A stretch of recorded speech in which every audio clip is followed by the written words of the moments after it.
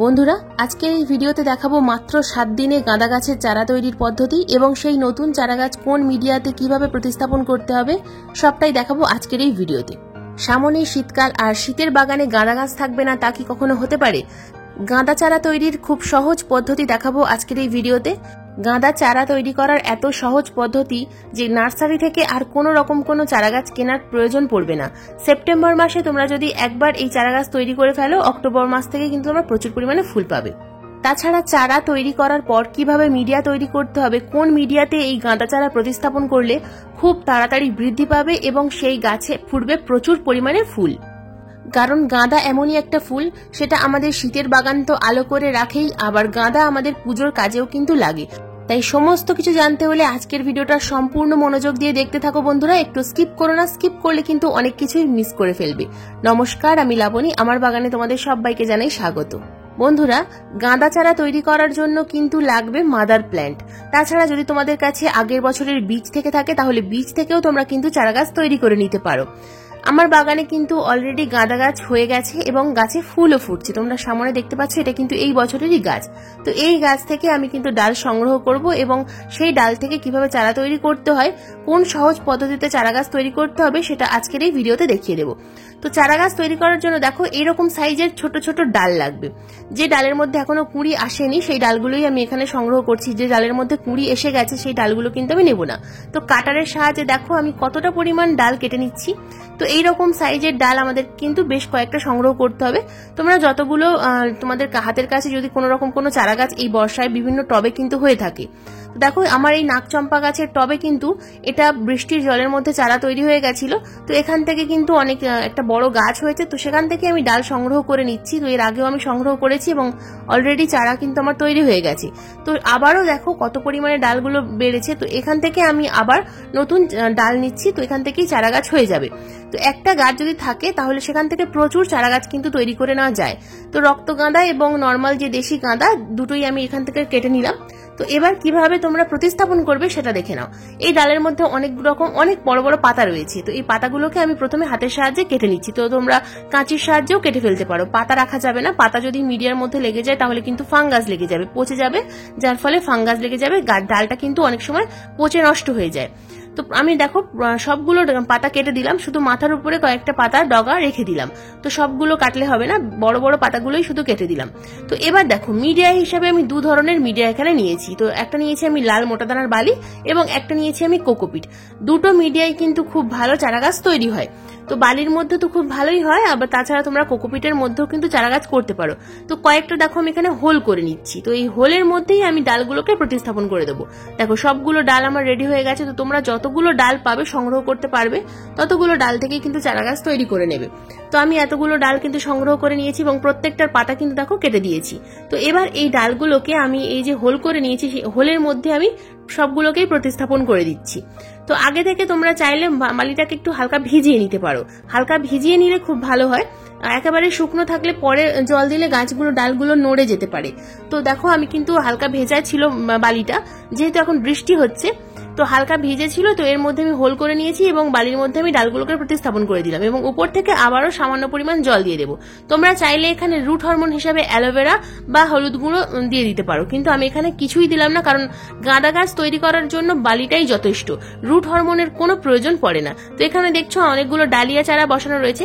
গাঁদা গাছ যেমন 7 দিন বা 10 দিনের মধ্যে তৈরি হয়ে যায়, কিন্তু ডালিয়া গাছ তৈরি হতে 15 থেকে 20 দিন সময় লাগে। ডালিয়া চারা তৈরি হতে অনেকটা সময় লাগে, তাই আগে থেকে এগুলো প্রতিস্থাপন করা রয়েছে। তো গাঁদা গাছ আমি প্রতিস্থাপন করে দিলাম। এবার দেখো এখানে একটা আমি ট্রান্সপারেন্ট গ্লাস নিয়েছি। তো এগুলো অনুষ্ঠান বাড়ির যে গ্লাস হয় এই গ্লাস, কারণ আমি তোমাদের বলছি। তো এর মধ্যে আমি দিয়ে দিলাম কোকোপিট। তো কোকোপিটের মিডিয়াতেও খুব সহজে কিন্তু হয়ে যায়।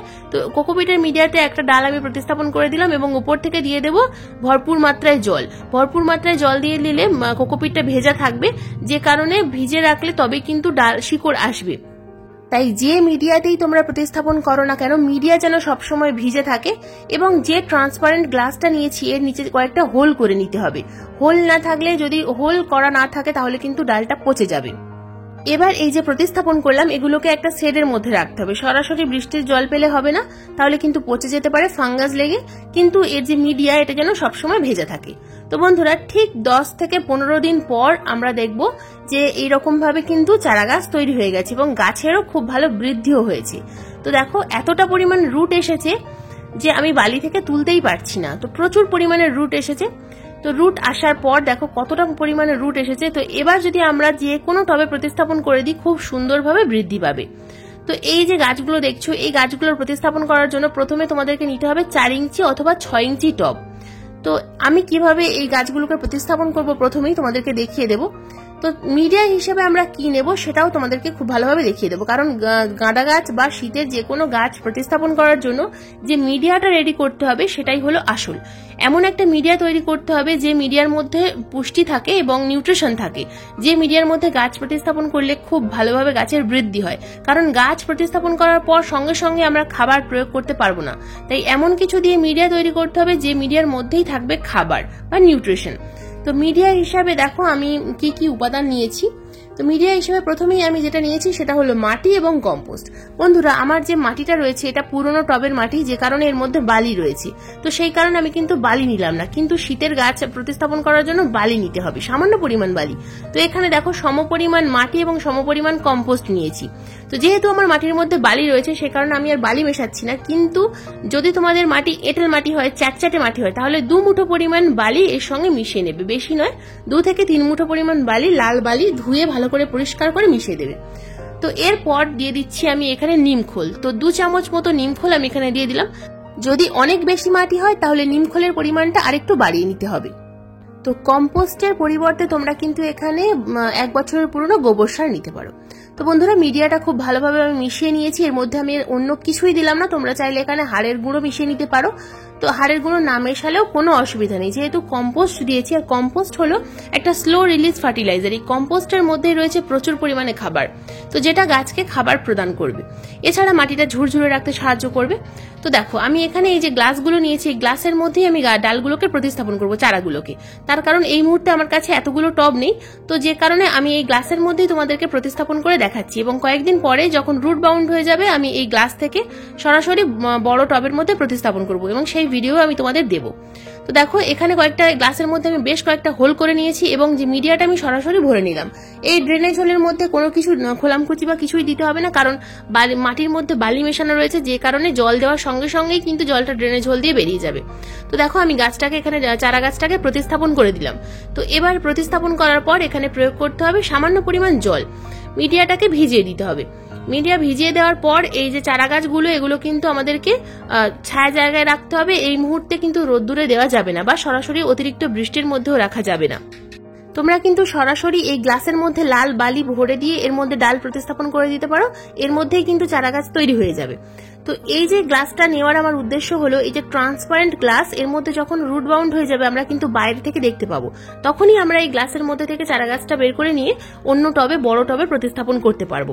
সরাসরি বড় টবে দিলে অনেক সময় গাছ কিন্তু পচে যেতে পারে, যে কারণে সরাসরি বড় টবে প্রথমেই চারা গাছ তৈরি করার পর দেওয়ার প্রয়োজন নেই, কিছুটা রুট বাউন্ড হওয়ার পর আমি বড় টবে প্রতিস্থাপন করব। তোমরা চাইলে এখানে 4 ইঞ্চি বা 6 ইঞ্চি টবে এই চারা গাছগুলোকে প্রতিস্থাপন করতে পারো যদি তোমাদের কাছে টব থাকে, অথবা তোমরা গ্রো ব্যাগে প্রতিস্থাপন করতে পারো। তো দেখো আমি প্রত্যেকটা চারা গাছ কিন্তু এইভাবে ট্রান্সপারেন্ট গ্লাসের মধ্যে প্রতিস্থাপন করে দিয়েছি, এবং প্রত্যেকটা গ্লাসের নিচে কিন্তু হোল রয়েছে। এই হোল করতে যেন ভুলে যাও না বন্ধুরা, হোল কিন্তু অবশ্যই করতে হবে, ছিদ্র না থাকলে কিন্তু গাছ মারা যাবে। তো দেখো প্রত্যেকটা গাছ প্রতিস্থাপন করা হয়ে গেল, এবং এই যে জায়গাটা দেখাচ্ছি এই জায়গা থেকে তোমাদেরকে কয়েকদিন পর 2-4 দিন পর যখন গাছটা মাটির সাথে সেট হয়ে যাবে, গাছগুলোকে এইভাবে পিঞ্চিং করে দেবে, কাঁচির সাহায্যে বা কাটারের সাহায্যে অথবা হাতের সাহায্যে তোমরা এইভাবে পিঞ্চিং করে দেবে। দেওয়ার পরে তোমরা দেখতে পাবে গাছগুলো অনেকগুলো করে শাখা আসছে, এবং গাছটা কয়েকদিনের মধ্যে বুশ হয়ে যাবে।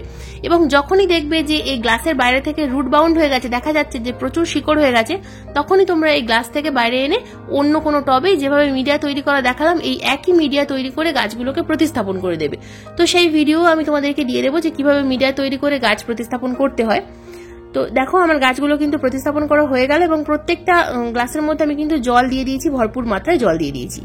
তো এবার বলি যে এই গাছগুলোতে কিন্তু প্রত্যেক সপ্তাহে একবার করে নিম অয়েল স্প্রে করতে হবে। তার কারণ গাছে কিন্তু মিলিবাগ বা বিভিন্ন ধরনের পোকামাকড়ের আক্রমণ হবে, পাতা খাওয়া পোকা, ল্যাদা পোকা যেগুলো হয় সেগুলো কিন্তু এই গাছের পাতা খেয়ে নেবে।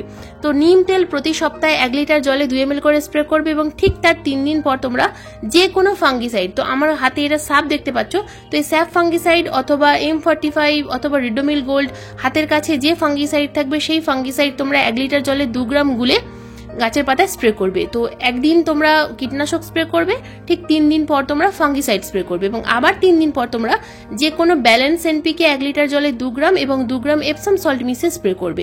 তো এইটা রেগুলার বেসিসে তোমরা করতে থাকবে, দেখবে তোমাদের গাছে কোনো রকম কোনো সমস্যা হবে না, গাছে খাবারও পাবে এবং গাছ ধীরে ধীরে বৃদ্ধিও পাবে। তাই গাঁদা গাছে তেমন কোনো কিছু প্রয়োগ করতে হয় না। গাছগুলো যখন ফাইনাল টবে প্রতিস্থাপন হবে তারপর থেকেই এই গাছে কিন্তু খাবার প্রয়োগ করা শুরু হবে। তো সেই ভিডিও আমি দিয়ে দেবো যে কি খাবার গাঁদা গাছের প্রয়োগ করতে হয়। তো ভিডিওগুলো দেখার জন্য অবশ্যই চ্যানেলটাকে সাবস্ক্রাইব করে পাশের বেল আইকনটা প্রেস করে রাখো। আমি যখনই ভিডিও দেবো তখনই তোমাদের মোবাইল স্ক্রিনে অথবা কম্পিউটার স্ক্রিনে পৌঁছে যাবে। তাহলে বন্ধুরা দেখতেই তো পেলে, দেখো 7 থেকে 10 দিনের মধ্যে এইরকম চারা গাছ কিন্তু তোমরা তৈরি করে নিতে পারবে। যদি তোমাদের কাছে ডাল না থাকে, যদি বীজ থাকে, সেক্ষেত্রে তোমরা বীজ সংগ্রহ করো, বীজ তোমরা মাটি এবং কম্পোস্ট মিশিয়ে একটা মিডিয়া তৈরি করো এবং বীজ ছড়িয়ে দাও। দেখবে কয়েকদিনের মধ্যেই নতুন চারা গাছ কিন্তু তৈরি হয়ে যাবে। গাঁদা চারা তৈরি করাও খুব সহজ, বীজ থেকেও চারা তৈরি করা সহজ এবং ডাল থেকেও চারা তৈরি করা খুব সহজ। তো এইভাবে তোমরা তোমাদের বাগানে গাঁদা গাছ তৈরি করো এবং অক্টোবর মাস থেকেই প্রচুর পরিমাণে ফুল পেতে থাকো। তো বন্ধুরা, এই ছিল আজকের আমার গাঁদা চারা তৈরির ভিডিও এবং গাঁদা চারা প্রতিস্থাপনের ভিডিও। তো ভিডিওটা কেমন লাগলো অবশ্যই কমেন্ট করে বলো এবং যদি কোনো প্রশ্ন থাকে অবশ্যই কমেন্ট বক্সে কমেন্ট করো, আমি যথাযথ উত্তর দেওয়ার চেষ্টা করব। আজকের ভিডিওটা যদি ভালো লেগে থাকে তো একটা লাইক করো, শেয়ার করো এবং হাইপ করো এবং চ্যানেলে নতুন বন্ধু হয়ে থাকলে চ্যানেলটাকে সাবস্ক্রাইব করে পাশে বেল আইকনটা প্রেস করে দিও। তো বন্ধুরা, আজকের ভিডিওটা সম্পূর্ণ মনোযোগ দিয়ে দেখার জন্য তোমাদের সবাইকে জানাই অসংখ্য অসংখ্য ধন্যবাদ।